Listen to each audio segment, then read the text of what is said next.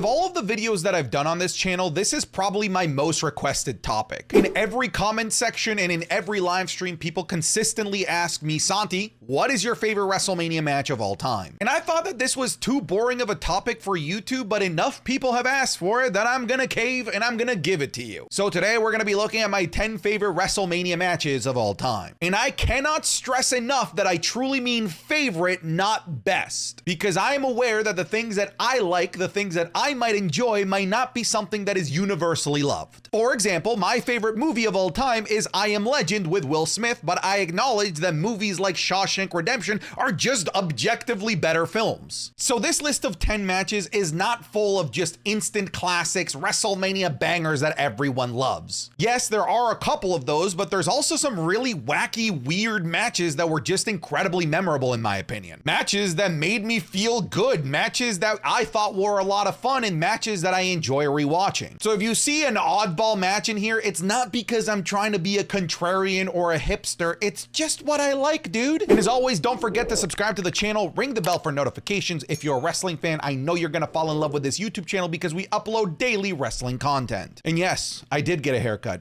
Editor, zoom in on that, let them bask in the glory. Oh yeah. All right, let's get to it. I've talked about this match ad nauseum on this channel. Triple H versus The Undertaker with Shawn Michaels as the special guest referee in a Hell in a Cell dubbed the end of an era. And I'm just gonna come out and spoil it. Yes, there are other matches on this list, but I've also said this before in other YouTube videos. This is my favorite WrestleMania match of all time. To me, it ticks off every single box. It's got 3 of my favorite performers of all time. It's a fantastic WrestleMania streak match for The Undertaker. It's one of the best Hell in a Cell matches of all time, and the presentation of this is just immaculate. It's so good. Now, in terms of moments, like, it gave us this amazing embrace at the end of it with a Triple H, Shawn Michaels, and The Undertaker hugging at the end of the match at the top of the ramp, to me really signaling the end of the last bastions of the Attitude Era. It's such a heartwarming moment after such a brutal, violent match. It also gave us the greatest kickout in professional wrestling history, and I don't think you can debate this. The sweet chin music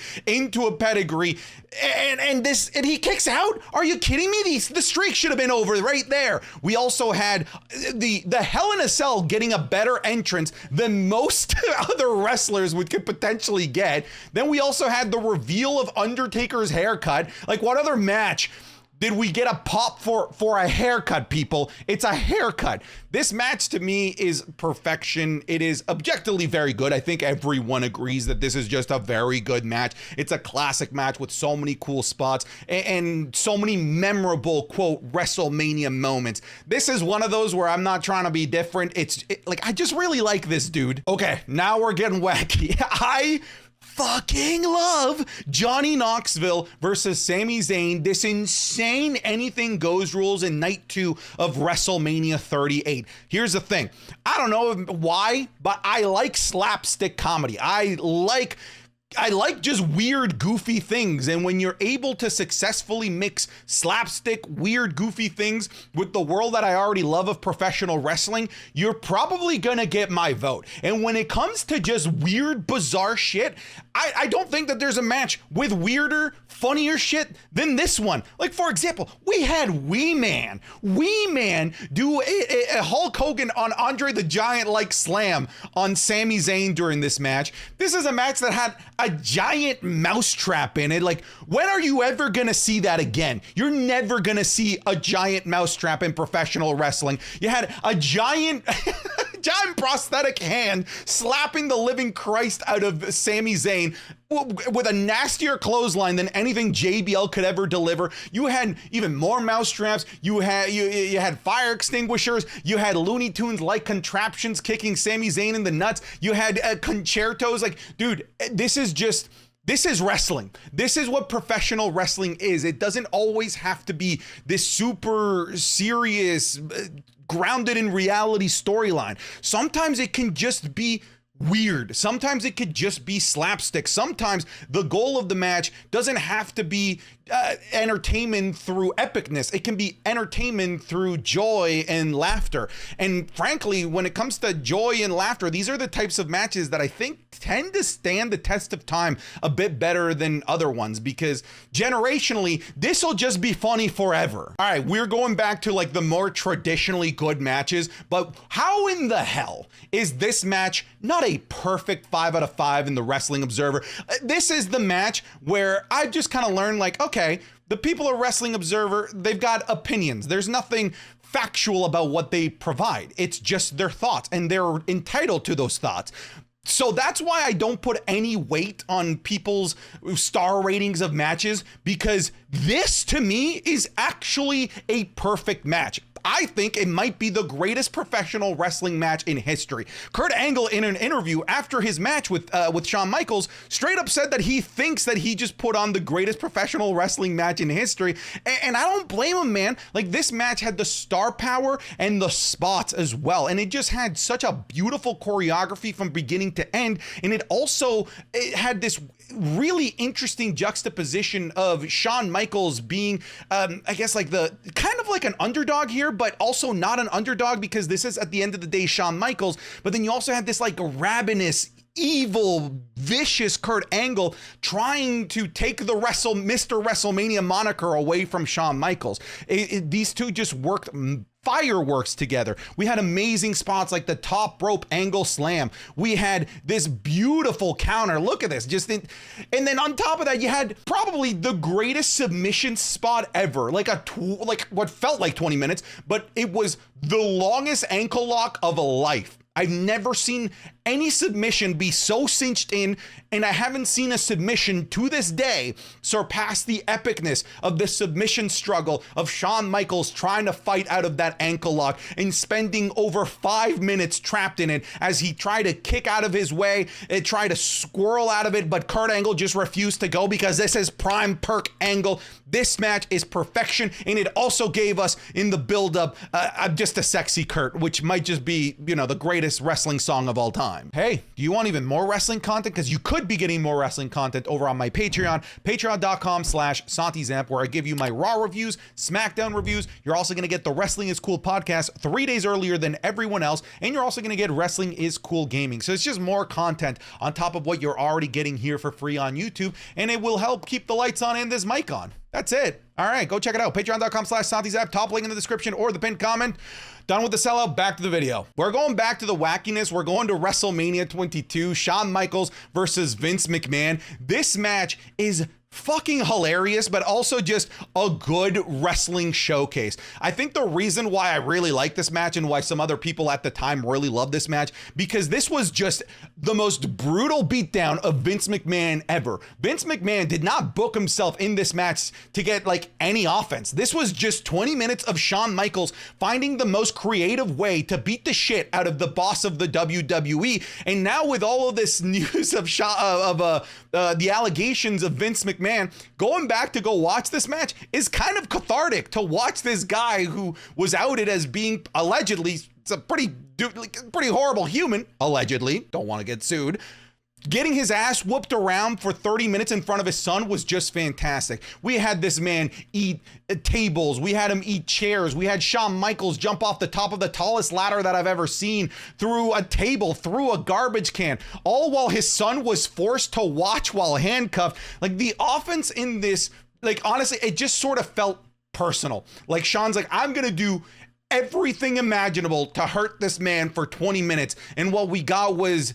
it was a combination of like just traditionally like good Shawn Michaels work, but also slapstick, because this really was just a 20-minute squash match in the most creative and fun ways. All right, look, put the fucking pitchforks down. Goldberg versus Brock Lesnar, number 2, not the first one, at WrestleMania 33 is a good match, okay? All right, this match knew what it had to do. This match knew its limitations, and it delivered in every way that it needed to. Part of the reason why I really like this match, it's because it's one of my go-to matches to show non-wrestling fans to try and get them into the wacky world world of professional wrestling. You've heard me say this before because I truly, genuinely believe it. It's a match that's got star power from Brock Lesnar that reaches outside of the traditional realm of professional wrestling. If you're a sports fan, you've probably heard the name Brock Lesnar from the height of his UFC days. On top of that, it's just 5 minutes. It didn't need any more, any less.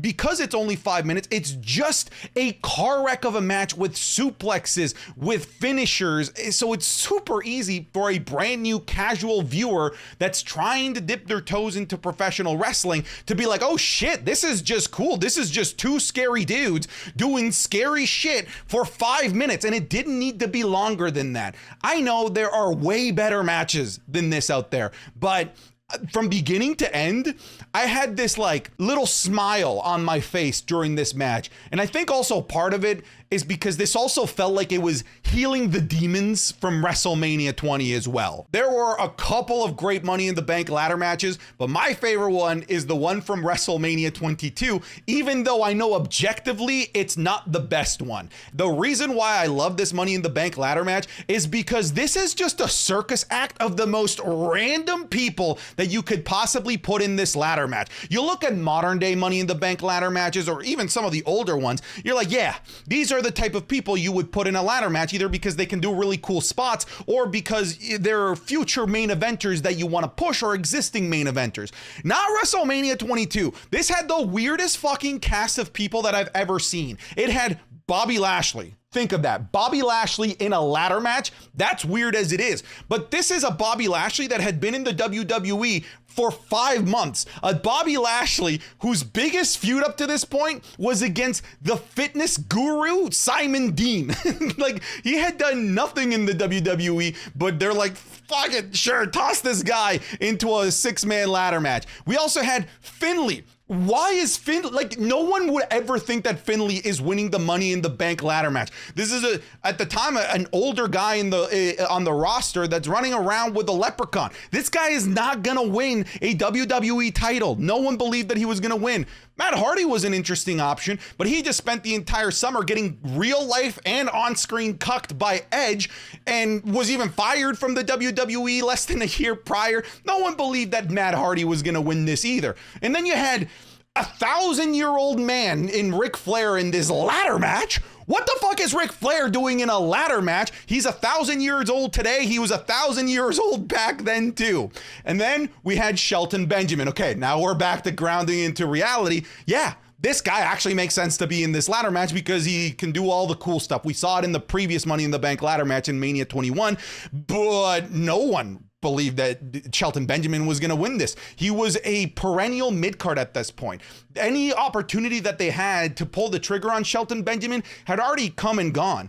And then there was also Rob Van Dam, who similarly to Shelton Benjamin was just sort of relegated to mid-card work up until this point. Now you have to understand from my perspective, back then I wasn't on internet forums, I wasn't reading the dirt sheets, so I didn't know that ECW was coming to WWE in a couple months. So with hindsight, knowing that ECW was around the corner, it makes sense why RVD was in this and why RVD won, but I just thought that he was going to be a spot machine in this. So those are the 6 guys. At that time, I didn't know who the hell was going to win because these were all just weird choices to have in a ladder match. But yeah, it was chaotic. We had Shelton Benjamin doing the most Shelton Benjamin things. This is the crazier one.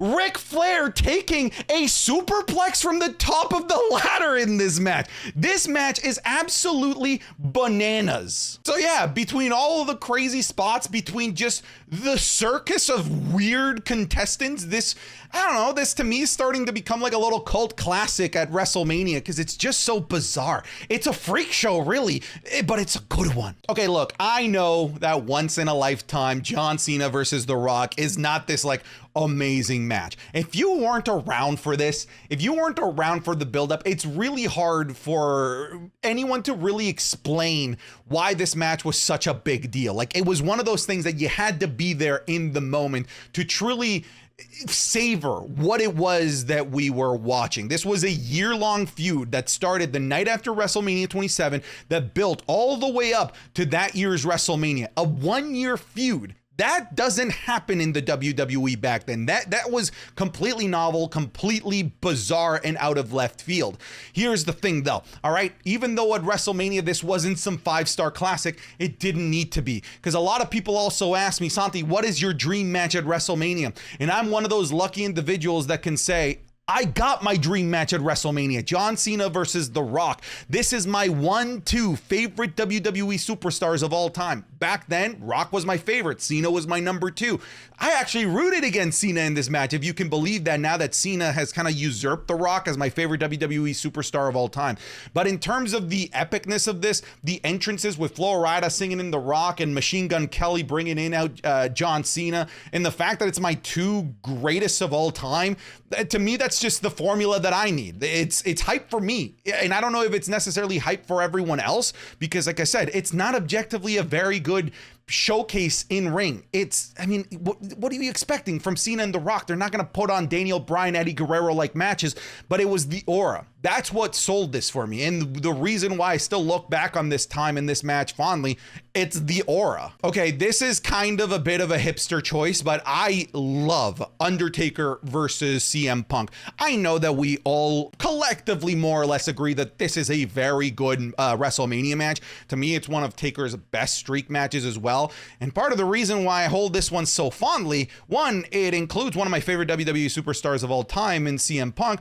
But 2, I kind of feel like this was the last really good Undertaker match. Everything that came after this was either very mediocre or just flat out bad. This was the last time I can remember seeing the Undertaker putting on a Taker WrestleMania classic. It also did help that CM Punk is significantly smaller than some of the other guys that he'd been working, like Triple H for the past 2 years, and some of the guys that he'd worked with afterwards, like Brock Lesnar and Bray Wyatt. So being able to work with a smaller guy that is a fantastic worker at the time, probably one of the best workers in the entire company in professional wrestling, period, in CM Punk, it just made for magic. And because this was also the last time that we saw Undertaker really look like himself, I kind of just compartmentalized that in my brain as like, hey, like when you go back to watch Undertaker matches, this is what you want to go back and watch. You don't want to watch, one of your heroes, one of your icons in the Undertaker look like a shell of himself. You want to see him look at his absolute very best.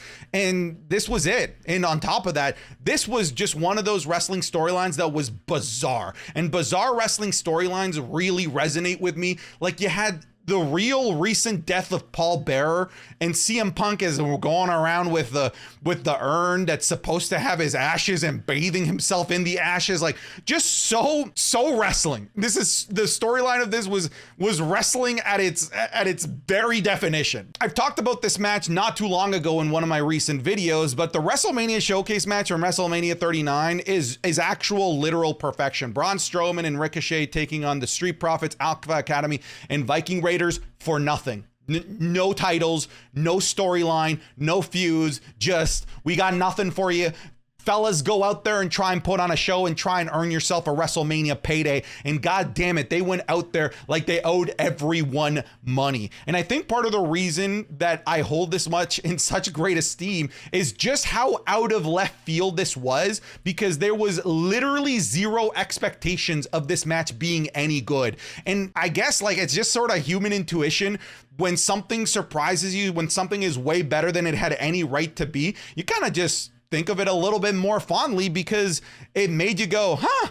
Holy shit, this wasn't terrible. And that was the case here. And it wasn't just not terrible. This was one of the best matches of the year, in my opinion. It was in my short list of best matches in 2023 with literally zero expectation. And we talked also about trying to get new wrestling fans into wrestling. I mentioned Brock Lesnar versus Goldberg being a great match for that. This is another one. This is another great match that you can just sit down a person that's interested in maybe getting into pro wrestling and be like, watch this. This is what in-ring wrestling is like, without making them sit through a 30-minute match, without having them ask, oh, like, what's the storyline here? Why do these guys hate? Just like, no, there's no storyline. It's just these guys doing the thing that I like. at its bare core. So at this point, I think I've made it pretty clear that I like weird wrestling. I like zany things.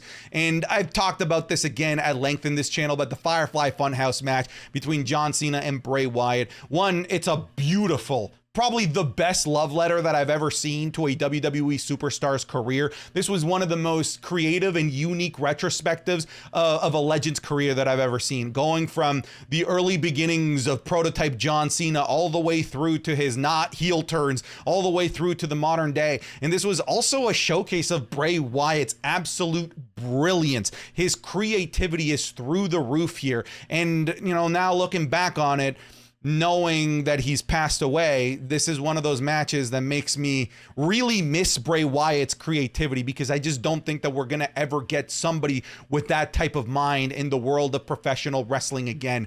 Somebody that could get John Cena to just do the most bizarre, weird things and everyone just be okay with it, because it wasn't just weird for the sake of being weird. Like, we knew what the message was. We understood what the WWE was trying to accomplish with this, and it worked. And it hit every single note, from weird to serious to weirdly sad to super hype.